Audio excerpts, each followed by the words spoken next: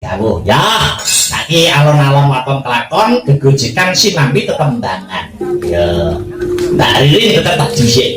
Ya, Milo jeng-jeng selamat pagi Mbak Ririn. Ya. Milo jeng-jeng selamat pagi Mbak Petro. Apakah panjenengan sudah ngantuk? Alhamdulillah, boleh balik. Nah, dan ini mau meriki sing ngeterke sapa Mbak Ririn? Bikin oleh Mas. Ya, sing dadi anggere wis rabi utawa wis pacaran. Sing ngeterne sapa Mase. Ya, Mase. Aku di bojone pacare kok iku Mase. Jadi ngomong gandel bis di Fritur. Tenang gandel bis ta. Nggih. Wah, sorry ya. Apa sih aku? Kano, Mbak Ririn, jineman Mbak. Jineman apa? Aduh sebut oke ya? Aduh semua. Yes. Dua tambahan ya? Tapi bebek itu. Lah. Kalau ngerepek ini mungkin sama. Apa-apa Mbak ini? Soto. Lu mau ngerepek nih dulu. Lu lakonnya ngerepek dulu. Gitu.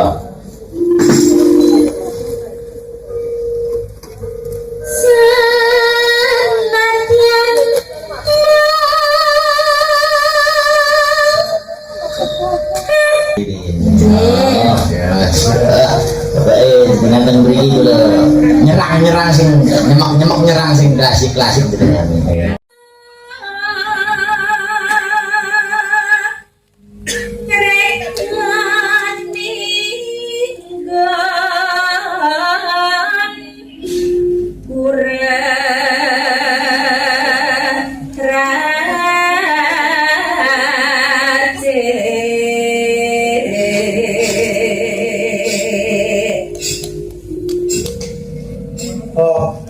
Kang mbok tandani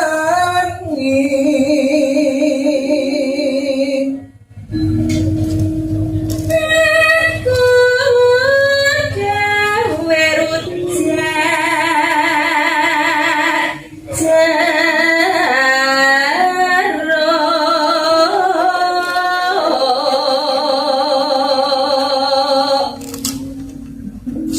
bumbune kuwi apa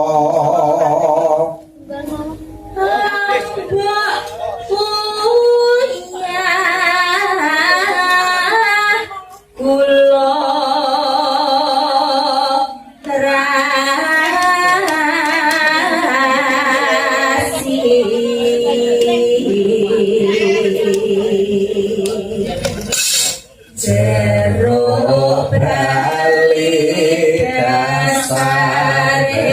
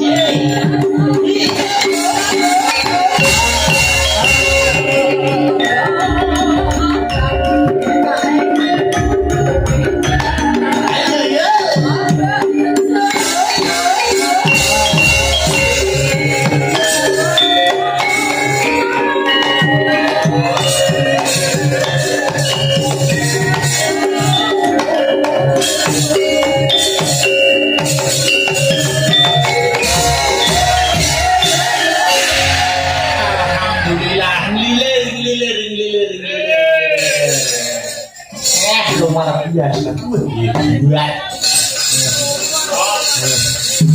wah peceli metu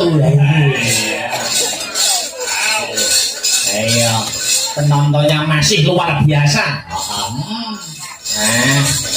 kamangka wis ping 3 rene tanpa pedhot kok ya ora bosen-bosene lho karo aku peceli dahur sebone wanget sambele pedes payeke gurih ya kendhone disile kendhone Mas Gareng lan sawetara iya iki kok yo ngaturake pangapunten atau ngaturake maaf yang banyak iki ku season goro-goro season entertainment atau hiburane ora iso dawa-dawa kaya wadah saben oh iya mergo lakone dawa tenan ayo ora apa-apa wis kadung disagui lakon Banjaran Anoman ya kudu sak gaduhing nalar sak kadaring lampah ya betul masih dalam menika rangkaian adicara lho inggih menika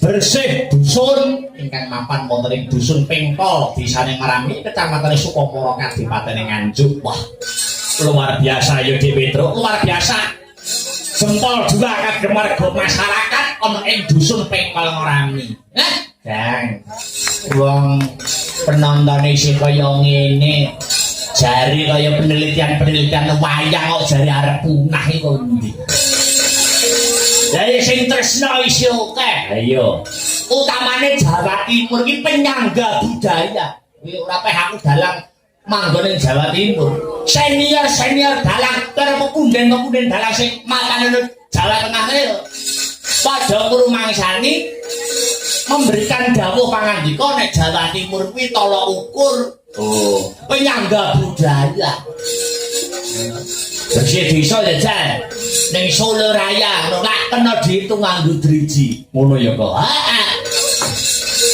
iya mula hebat berbangga-banggalah jadi warga masyarakat Jawa Timur wilahan subur banget bagi seniman ayo ngono tresno karo kabudayan jan marahe trenyuh ning ati terus iya mula awake dhewe sayek kok kapti manut karo kodrate dewi-dewi ngono ya jadi karben seni iki isih bisa berkembang nganti sepanjang masa gaweane kudu manut karo kodrate dewi-dewi nek dadi seniman berkarya ana jaman kelakone nganti kapan wae ben iso tetep ditampa untuk semua kalangan menengah ke atas oke menengah ke bawah oke wah ngono ya senimane berkarya pamerintahe mendukung mengadakan event-event kang sarta warga masyarakate uga tresno karo kabudayan wujude tresno karo kabudayan piye diaplikasikan dalam kaya acara bengi bersih dusun nyadranan rasulan apitan sedekah bumi dan lain sebagainya wah ngono ya Dik Petro nggih foto nek pun manut karo kodrate dewi-dewi insyaallah seni kang sarta budaya awake dhewe tetep bakal lestari tetep bakal ngrembaka wah iya luar biasa ora lali mengucapkan terima kasih yo terima kasih yang sangat banyak untuk para panitia lan sedaya sumrambing para warga masyarakat wabil khusus warga masyarakat dusun Pengkol desa Marami sing selalu tresno karo awake dhewe sak kanca tresno lahire ya tresno batine iya sak sore sadurunge aku dandan sak sore sadurunge aku salin wis jagongan karo sedaya para panitia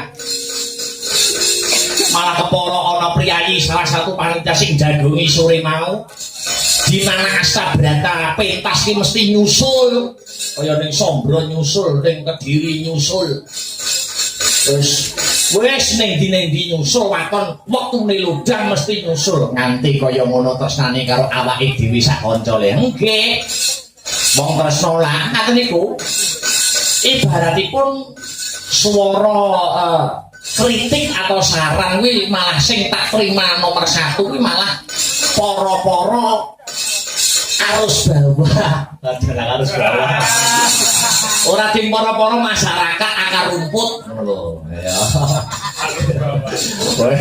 Wis branding darang liya. Sekarang harus bawa golek ya nih. Oh iya. Jadi sing malah sing didengarkan nomor 1 kuwi yo seniman senior di rumah. Ning yo di rumah suara-suara masukan kritik saran saka akar rumput ya saka masyarakat sing kene nyusuli. Malah kritik sarannya malah tulus lahir batin mergo apa mergo rumangsane rumangsa ndarbene. Nek ora tresno ora wae ora mungkin disusuli ya. Ning gelem mengungkapkan kritik, gelem mengungkapkan saran, kuwi malah tandane tresno karo awake dhewe sak kanca. Wah ngono ya. Kaya ngritik, kaya nyaran. Nek iso ampun ngaten, nek iso ampun ngaten ya. Ditampung kinarya dadi jimate awake dhewe ya Le. Amin ya rabbal alamin. Ngaturaken panuwun. Dadaran omah iki panjen panyuwun ya ora kena dinyang, ora kena dinyang. Jadi lakone rekomendasinya ada 2, ya toh.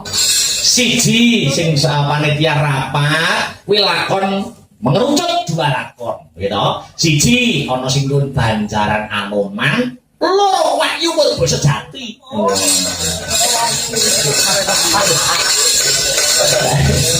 Lakon Wahyu nemu duit iso tebak. Iya. Yo ora ya kabeh lakon apik, kabeh lakon niku angsare sae, gitu. Gumantung awake dhewe pola pikire kados pundi. Mergo lakone arep apa wae kuwi mesti isine niku sami, intisarinya sama, ngajak marang kabecikan lan ngedoi marang piyala utawa sifat kamurkan utawa kanistan. Ya Di Petruk mestake dawuh. Ya, saiki alon-alon waton kelakon gegojekan sinambi tetembangan. Ya. Mbak Ririn tetap disikke. Ya. Wilujeng selamat pagi Mbak Ririn. Ya. Wilujeng selamat pagi Mbak Petruk. Apakah panjenengan sudah ngantuk? Alhamdulillah. Bolak-balik. Ya. Nah, dan niki mau mriki sing ngeterke sapa Mbak Ririn? Iki wae Mas. Ya, udah. Sindene anggere wis rabi utawa wis pacaran. Sing ngeterne sapa Mase. Ayo, udah. Mase. Aku di bojone pacare kok iki, Mase. Oh, berarti ngomong gandel guys di Fritur. Tenang gandel wis ta. Nggih. Walah, sorry ya. Rape karo. Anu, Mbak Ririn, jineman, Mbak. Jineman apa? Aduh semua oke ya? Aduh semua nggih. Terus 2 tambahan ya. Kan pendek itu. Lah. ngerepek nggih mungkin sama. Ora apa-apa, Mbak. Soto. Kulo nggih ngerepek niki lho. Lho, lakone ngerepek kulo. Nggih, go.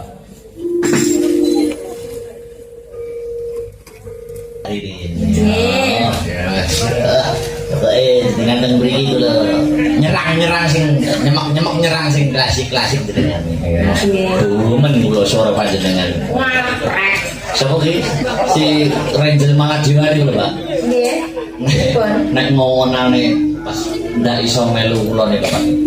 Pripun? Mbak Ririn iki sinden pendopo, Mas. Walah. Pendopo apa to? Jare mbok nek nali aku biyen ngono, sinden pendopo tulung aku. Wong kula teng pendopo niku makan lidan. Adi lho. Walah. Amat kita ya tertindak. Oh ya. Malah apik gunya. Yuk. Sabar.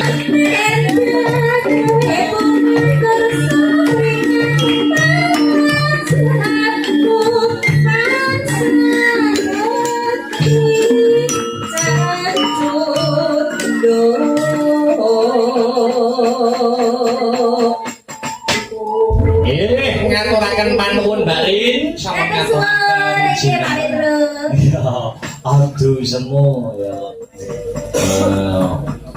Serawunge karo para-para seniman her. Dasare nggih nanti abdi terus Mas Hirman niku wau. Mas Karis ya abdi. Di keraton. Nek nggawe status nganggo samber nyekel tumbak.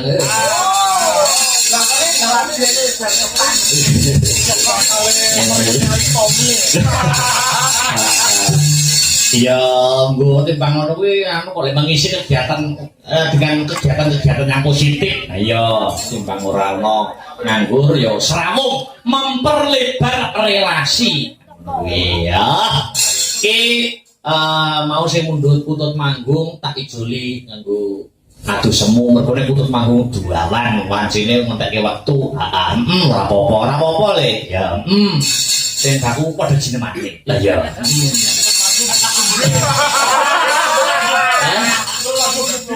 Nah ya pasti gending.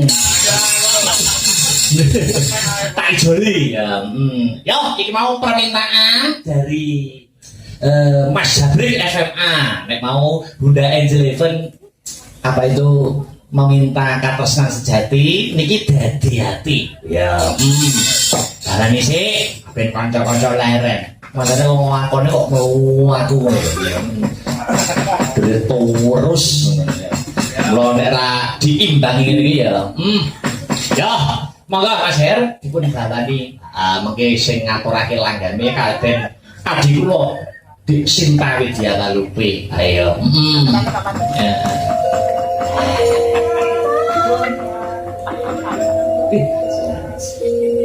Monggo Mas Riban.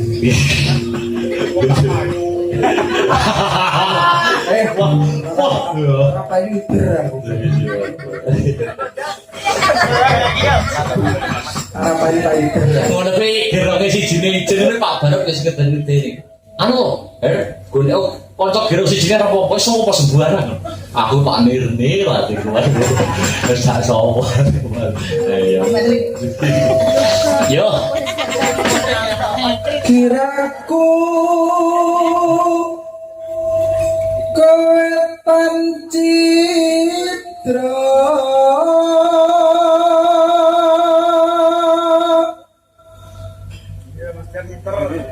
merga suwe tak